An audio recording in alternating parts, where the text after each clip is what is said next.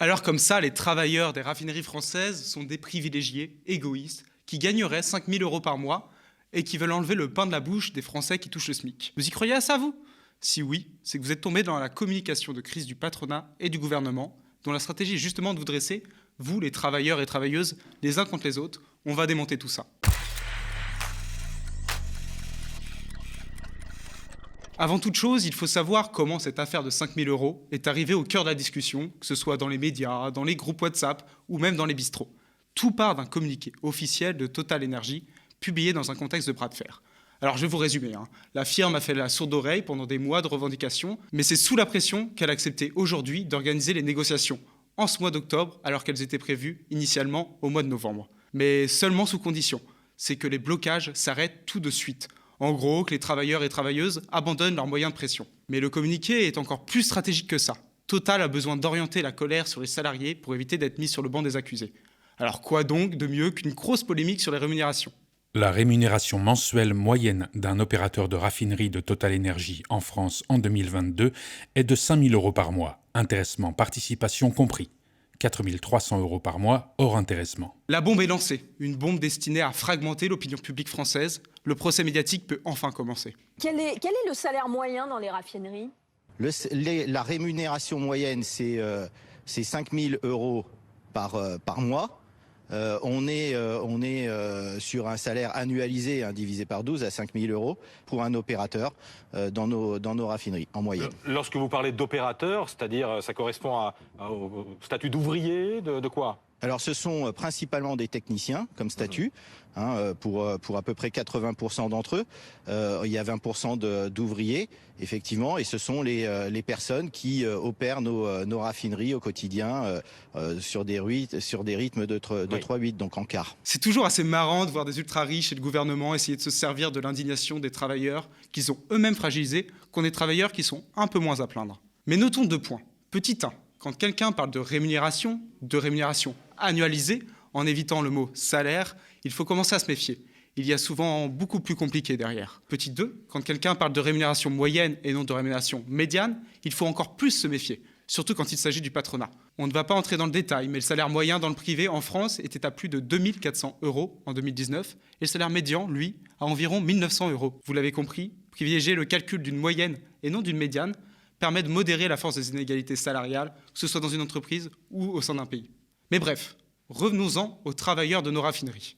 Leurs salaires, puisqu'il s'agit de salaires, ne sont pas secrets. Ils sont encadrés par une convention collective, celle de l'UFIP, l'Union française des industries du pétrole. Voici leur grille salariale qui s'affiche à l'écran, mais qui est accessible en quelques clics sur Internet. On voit que les salaires dans tout le secteur, qui va des ouvriers en alternance aux cadres à très haute responsabilité, en passant par des ingénieurs très expérimentés, sont organisés en se fondant sur des coefficients. Ces coefficients partent en gros de 1 673 euros bruts à 8 127 euros bruts. En général, les ouvriers, qui sont pour la plupart spécialisés, ont des salaires de base calculés sur les coefficients qui vont de 170 à 200, donc de 1 860 euros bruts à 2 047 euros bruts. Vous suivez ? Et on parle bien de brut et pas de net. Donc concrètement, ils ne touchent pas ça sur leur compte en banque, mais moins. Les techniciens et agents de maîtrise sont payés sur la base de coefficients qui vont de 215 à 340. Vous l'avez compris, on est loin des chiffres fournis par leur patron. Alors oui, ces travailleurs peuvent avoir des primes, notamment quand ils travaillent sur la base de ce qu'on appelle les 3-8, c'est-à-dire des horaires qui impactent fortement leur qualité de vie, leur vie familiale, voire même leur santé et leur espérance de vie. 6h, 14h, 14h, 22h et 22h, 6h, les 3-8 vous donnent le droit à une prime mensuelle de 500 euros. Surtout quand on compte les heures de nuit qui se doivent d'être majorées en France. Et si par un hasard de la vie, vous ne pouvez plus faire les 3-8, c'est fini les 500 euros. Ce n'est donc pas du salaire. Alors oui, ces travailleurs peuvent avoir, pour certains, des primes de pénibilité, ce qui est censé compenser le fait que l'espérance de vie de travailleurs sur une raffinerie est diminuée de 7 ans par rapport à la moyenne. Alors oui, ces travailleurs peuvent avoir de l'intéressement et de la participation qui est liée aux bénéfices et aux performances réalisées chaque année par leur entreprise. En cœur heureux quand on sait que les actionnaires qui n'offrent ni leur force ni leur santé à des multinationales comme Total ou ExxonMobil profitent bien plus des bénéfices réalisés que les travailleurs. Une fois de plus, les intéressements et les participations ne sont pas du salaire. Ils peuvent varier d'une année à l'autre, de quelques centaines d'euros à quelques milliers d'euros. Mais au final, c'est le salaire, et rien que le salaire, qui est la base qui permettra de calculer la retraite ou éventuellement l'assurance chômage de ces travailleurs. Puis de toute façon, des bulletins de paye circulent déjà sur les réseaux sociaux et témoignent de la réalité tordue par ce communiqué patronal. On peut toujours se dire que les travailleurs des raffineries auront, eux, au moins, une prime qui les aidera à vivre mieux l'inflation. Mais c'est un piège. D'abord parce que vu qu'il est très probable qu'après la guerre en Ukraine, les prix redescendent au niveau où ils étaient avant, ce n'est qu'une augmentation de salaire, et seulement de salaire, qui peut vraiment protéger leur pouvoir de vivre. Et surtout, ce qui est le plus important, ces travailleurs qui ont les moyens de créer un rapport de force avec le patronat et avec le gouvernement ne font pas que réclamer une augmentation de leur salaire. Ils se battent pour un principe, l'indexation des salaires sur l'inflation. S'ils gagnent, ils créeront une sorte de jurisprudence. Et ce sont tous les travailleurs, du public, du privé, qui pourront réclamer la même chose. Pour le SMIC, pour leur minima de branche. Ces hausses de salaire profiteront naturellement aux artisans, aux patrons de très petites entreprises, aux auto-entrepreneurs. Et c'est justement ce qui fait peur aux patrons. C'est pour cette raison que la Macronie soutient les dirigeants de Total et d'ExxonMobil et menace d'utiliser la force pour briser ce mouvement de grève. Le gouvernement appelle à la responsabilité pour dialoguer.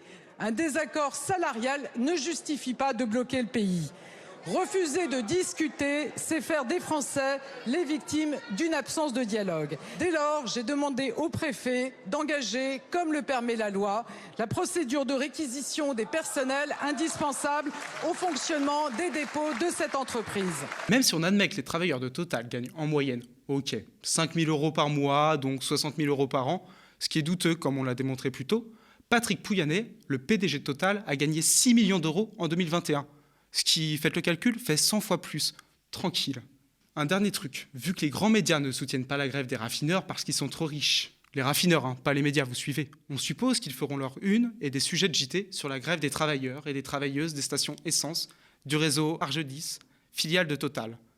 On y voit un grand nombre de femmes, par exemple, qui touchent moins de 1 500 € par mois et qui sont éligibles à la prime d'activité. Alors, tous devant BFM TV ou TF1 pour en savoir plus? Non, je rigole. Restez connectés aux médias, soutenez le média des luttes, de celles et ceux qui luttent.